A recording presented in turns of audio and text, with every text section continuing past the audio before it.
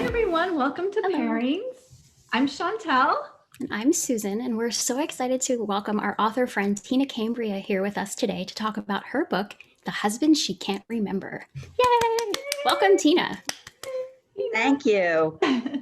Thank you for having me today. I'm so excited to talk to both of you and to your viewers. Yeah, we're so happy to have you. So first, let's start with hearing a little bit about you, your author bio, and how you got started with writing. Okay, well, I always enjoyed writing from the time I was a kid, which I think a lot of writers, it's the same way. I can remember winning a writing contest. I think it was like in the 6th grade in elementary school, a little short story.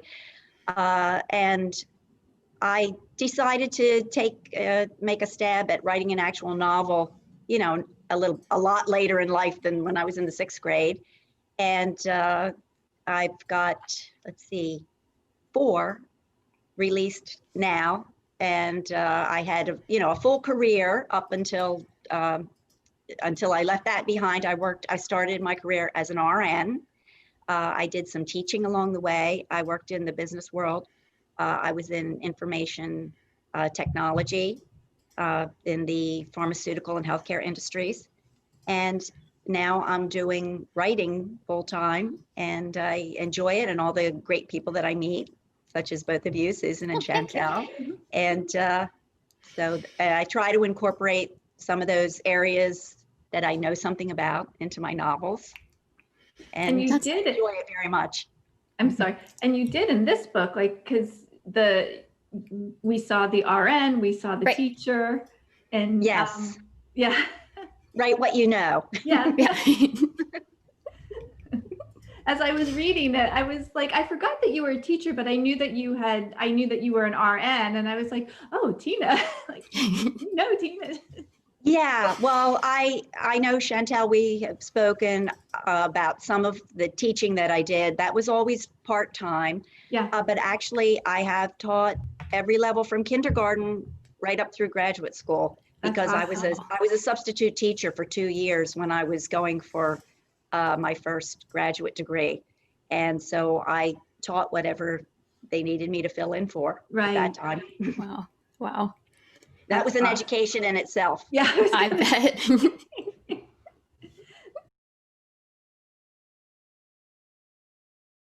When I saw that Danielle, who is the main character, got stuck in Barstow, I just started laughing because my father used to work in Barstow, California, lived in Apple Valley. And in the 80s, my sister and I would fly to go visit him. We'd fly in through Vegas, and we would drive to, I was like, oh my gosh. Yeah, well, I could relate to it too, because one time I've been to Las Vegas many times on vacation. But one time my husband and I combined it with a trip to Los Angeles. So we flew into Vegas and spent a night, and then we drove to LA. And of course you go through Barstow and that El Cajon pass. Yep. And so we did it. And so I was very familiar with what the town is like, and figured that would be a good place for someone, as Danielle did, traveling from LA back home, and she'd make her first stop in Vegas. So of course she'd stop there for a pit stop. Yeah. No, I was just going to say that the book, just the whole premise is such an interesting idea, where, she has, they meet, and she's not aware she has the amnesia. And then the first scene where, she finds out that she's pregnant, and she's got the husband that shows up that's like, and she has no memory. And it's just such an interesting idea. So how did you come up with it? Well, I'd say I find the idea of amnesia fascinating, and I think a lot of other people do, because it seems to be a popular theme. Yeah, in absolutely. Books, TV shows, movies. Yeah. I know I'm dating myself here, and I'm sure many people have never heard of this, but there's maybe like a little cult following. There was a TV show back in the 60s, and it was only on for a few weeks in the summer. It was called Coronet Blue, and a very good-looking actor named Frank Converse played the lead role. He was a man who just, I think this opening scene of it was him crawling out of the water onto a dock, and he must have been injured, and he had no memory of who he was. And each episode, he'd get into danger because people were after him and he didn't even know why. He couldn't remember who he was, which is a different kind of amnesia than Danielle, the character in my book, has. But the sad part was it just ended and they never resolved it. Oh, Who he actually was. I think he was supposed to be a secret agent, but all these years later, I always remember that. And every so often I'll Google it, like, yeah, did they ever figure out who he was? And I think just a few months ago, I was reminded of it, and I did some Googling, and they said actually the series had been taped like 2 years before, and they didn't even have an ending for it. They stopped. oh, But wow. it always fascinated me, and I kind of wanted to write a book about it. And then the idea, it was just like, well, what could I do? Would there be amnesia? And so I guess then my imagination took over from there, of a woman who, met a man, fell in love, and then, they separated briefly, and she was in a car accident and lost her memory, but not a global loss of memory like the one that I just described from the TV show, but where she just didn't remember anything for about a week before the accident. And Which of course just that so was happens to be the week she got married and pregnant. So the premise is that her husband manages to track her down, and now he is trying to make her fall in love with him again. Yeah, no, that's awesome. No, yeah, that's So the question is, can you fall in love with the same person twice? Right. yeah. That you're in love with, but you didn't know that you had ever met them before. Would you fall in love again? Is it them, or maybe there were circumstances around? Right. So. No, so Tina, when you were a nurse, did you run into anyone with amnesia, or?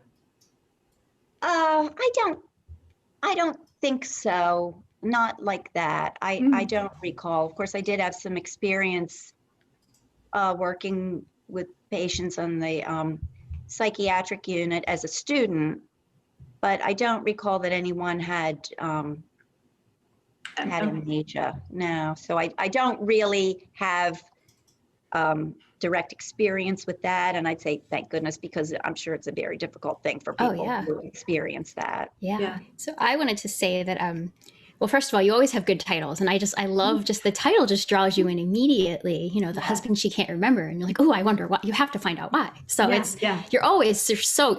tell everybody that, like, if we're trying, like, I sometimes struggle with coming up with titles for my books and things, but like Tina's always so good with titles. You should talk to Tina. She's good with titles. We were just talking about that the other day. I always try to come up with something that's going to, it's like a teaser, to make people read it. Like when I used to work in the business world, I would always say, now, if I want someone to read my email, I should put the subject line of free pizza and beer. And then open it in the office. No, that's awesome. Yeah. Yeah. And that's I'm sorry. No, go ahead. I was gonna say, it's such a skill, because Susan knows this. I stink at I will have the book, like, it'll be like done, edited, and I'm like, I have no idea what the name of it.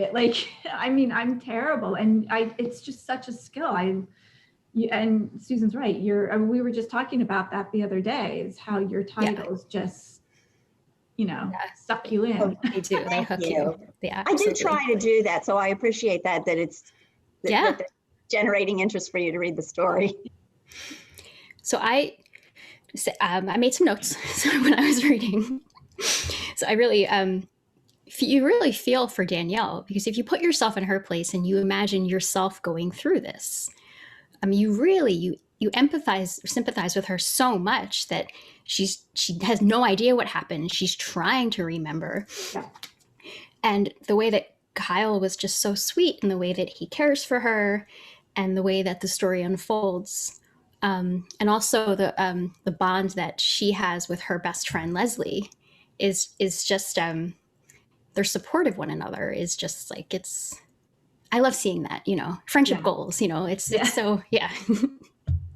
Yes, I think I tried to make everyone in the book, except maybe there's one character that isn't quite as likable, but either, Oh, no, we don't like him. likable and or relatable that you can relate to them. So Yeah, we don't like Walter. No.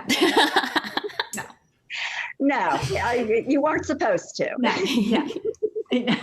We were not happy with him at all. Good. But that was what the emotion I was trying to evoke. Because he was a jerk. But yeah, I mean, and kind of to piggyback on what Susan said, I mean, I just I cannot even, can you imagine finding out that you're well, not even some guy coming to your door saying, hey, I'm your husband. And then you're getting ready to pee on a stick, essentially. Right? Hey, that's my kid. And you're like, what? I mean, can you imagine? That's what I was trying to think, what would that be like? And what would you be thinking? And you'd be, your head would be in a jumble. Who is this guy? And granted, he seems real nice and he's real good looking, but you don't know anything about him. Right. Yeah. You don't know anything about him. And then you're married to him. And those are huge things enough. Yeah. And then the pregnancy on top of it, it's just so many life-changing things just coming at her all at the same time. On top of not having a job. Yeah. On top of that too, because she had gone to Hollywood to, and then so she's back, and so she is, without job. I mean, it was, like you said, Susan, it just one life event, one major life event added, just boom, boom, boom. It was,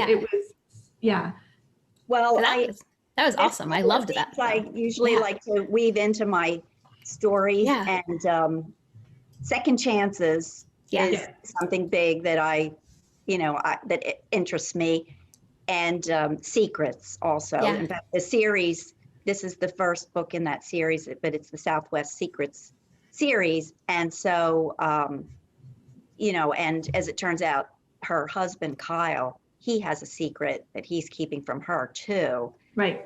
Something he revealed to her during that week finally, but I don't want to give too much away, but he's got a secret that he's trying to keep from her and reveal it at what he would think is the appropriate time.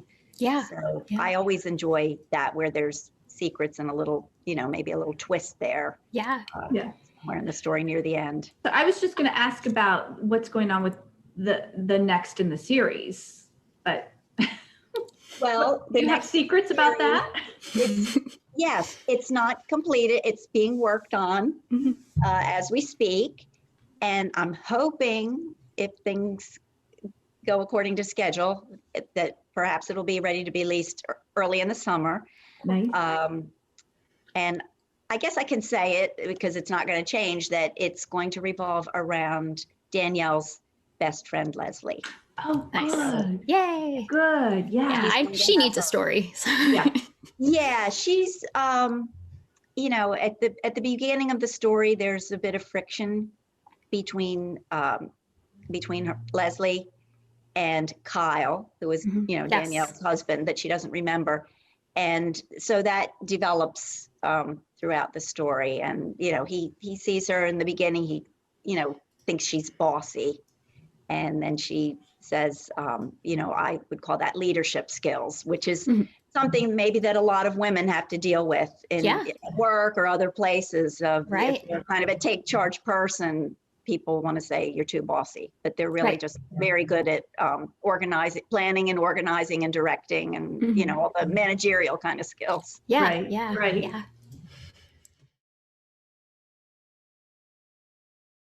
So I did, and it's like I said, it shrunk a little bit. So I was trying to think about, so I was kind of thinking about Vegas and pregnancy. So, and I usually pair with an alcoholic beverage, but I I kind of The felt like, character is pregnant in this story, so she's not supposed to drink. exactly. So I paired mine with an herbal tea this time. However, I made and it doesn't look as good because the whipped cream has shrunk. But I made a dessert it's supposed to be a shot glass, but I did one of my husband's beer tasting glasses. So it's chocolate cake and whipped cream with raspberries. Ooh. So I thought I thought that would be good. And like the shot glass type thing was Vegas-y. And I paired it with I thought I had raspberry tea, but it was black cherry tea. Ooh. So I just paired it with, it's herbal mint tea. I'm gonna spill it if I try to show it. No. Trust me, it's herbal. Mint tea, yes. Mint tea, yeah. Because I thought the mint, that kind of can help with that nausea feeling. Good idea. Those were That's awesome. My pairings. That was very nice. I like it. I also did a tea. So I went with her not having the memory. So I'm like, okay, well, that's kind of like, cloudy. So I made a tea that is called a London fog. Ooh. So I'm trying to tilt, and I don't know if it's going to work very well. So it's steamed frothed milk. Oh, yeah. And then it's supposed to be Earl Grey tea, but I did Irish breakfast tea. So it's a little stronger, but it's quite good. And then you put a little bit of vanilla extract in there. Ooh. Yes. So it's a London fog. Nice. And then I also went with clouds and fog again for my dessert. And I made what is called a strawberry cloud. Oh. So it's just strawberry gelatin and then vanilla pudding that you mix together. And then you mix in with that some like Cool Whip. So I did coconut Cool Whip because I thought, why not? And then you just put some Cool Whip or ice cream on the top. So it's really, really good. And it was so easy to make. I like easy recipes. Yeah. Well, this one called for, like, they're like, make the cake. And I'm like, I'm not making a cake. I went and bought Entenmann's and then I just sliced off the frosting. Yeah. I'm like, because I am not making a cake. It's semi-homemade. Shortcuts. Yeah, shortcuts are good. Yeah. And it was also like, make the whipped cream. And I'm like, I'm not making I can't, I'm not, so I got your daughter her daughter is an amazing baker and chef. So yeah, she would have totally made the cake. Well, I took an even more shortcut route. I have some cappuccino here. Ooh. I thought, making it makes you more alert. I don't know if this is for the book or for me.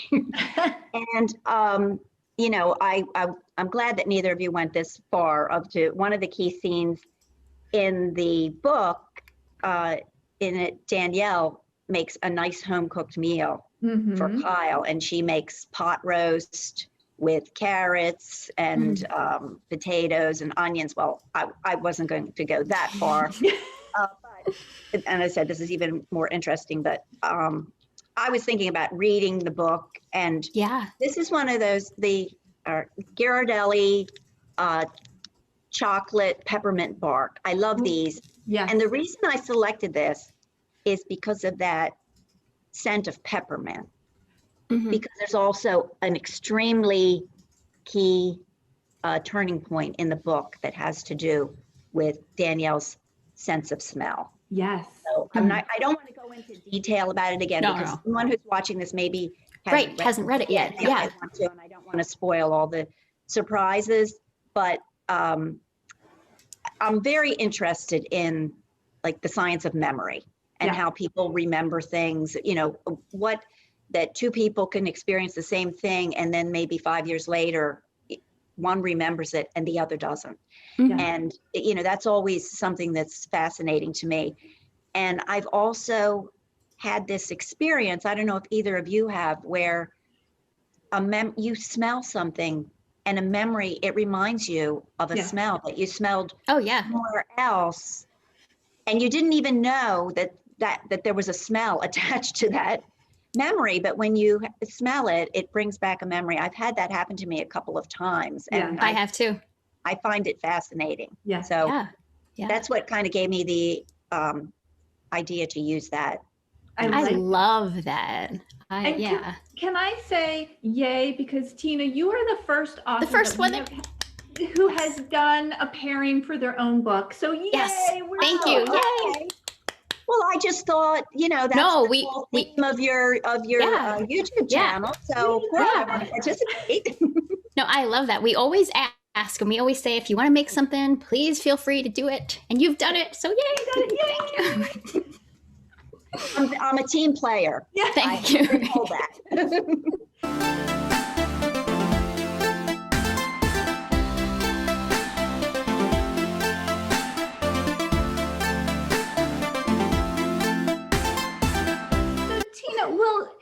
Will memory play into Leslie's story?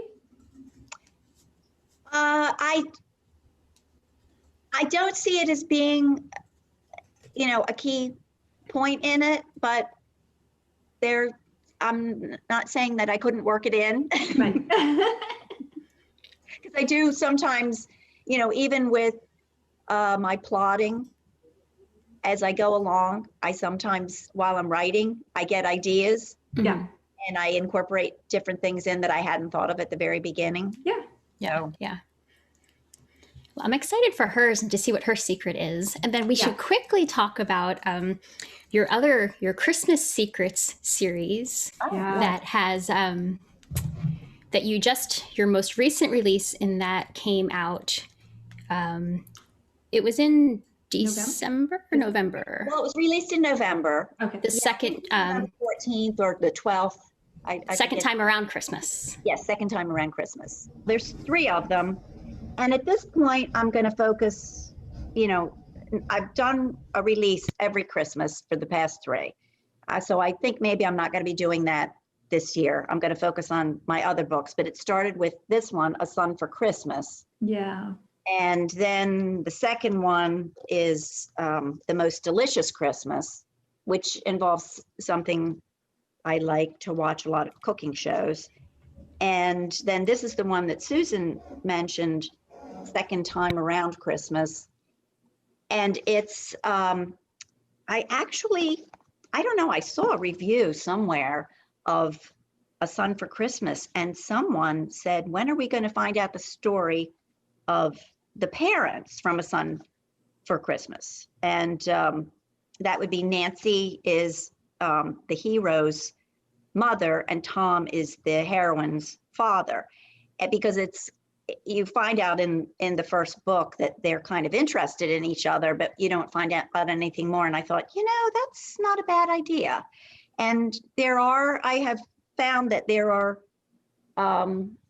readers, probably female readers that are, a little more of a mature age who like to read about couples their own age falling in love. Yeah. Usually it seems to me, like all of my books, the heroine is always 28 years old. That seems to be like the perfect age. But I think there are people who like to read about couples that are a little older, closer to their own age.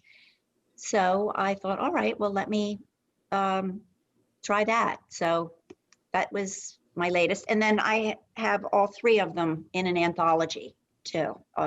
If anyone is, wants all 3 of them, everything is together. So that's awesome. So I've been really getting into a Christmas mood during the summertime for the last 3 years as I've been thinking about Christmas and writing those books. That's awesome. That's awesome.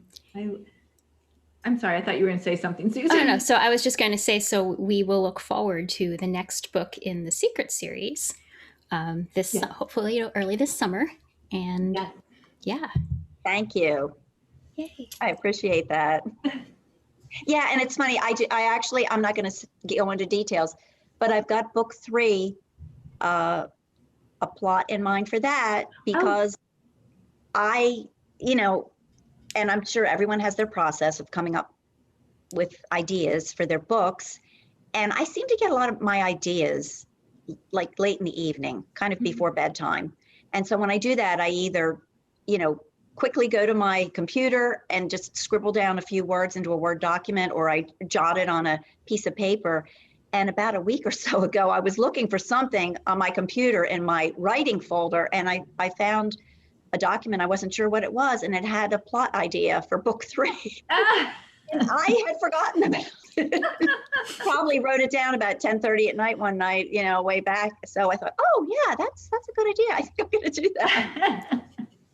I love that. Now, will it be any characters that we saw in Danielle and Kyle's book, or are they? It'll be one of the characters. Okay. Not Leslie, since she's going to be in book 2. Right. I'll just keep that a little secret because I just have the little scrap of the plot and I don't have any outline or anything. So Okay. I don't know. And not Walter, right? No. Okay. I don't want him to have a happily ever. I'm sorry, but it has to be said. He does not deserve a happily ever after. I'm sorry. We don't wish him anything bad, but we just, it is what it is. Yeah. Yeah. Oh, goodness. Well, Tina, thank you so much for joining us. This was, again, this is such a great concept. And you're right, like that, memory and it really is such, you can do so much with it, and it's so fascinating. The things that you threw on poor Danielle, you just kept on. I know, and I actually am a nice person. As authors, you do have to make it a struggle. You do. You have to make them, grow conflict in absolutely. Front of them, so that it doesn't get boring for our, our cherished readers. Yes. And so that's it. But again, and it does all work out nicely in the end. So. It does, yes. And thank you so much for letting me join you. I appreciated it and spending the time with you. And thanks for all the nice things that you said about my book. I appreciate it. It's my favorite book. I feel weird saying that, like a parent saying that one of their children is their favorite, but I think with books, it's okay. So far of the 4 that I've written, I'd say this is my favorite, and it's probably the most popular one with readers of mine so far. So I'm just hoping that Danielle's story, that I can, it's not going to have amnesia, but hopefully I'll be able to get their interest anyway. Oh, yeah. So we will, again, like I said earlier, we will put Tina's information in the box below, and we look forward to whatever secrets and things your characters get up to in your next book. So thank you so much for spending time with us today. Yes, guys, thank you for joining us on this episode, and we will see you next time. Bye. Bye. Bye.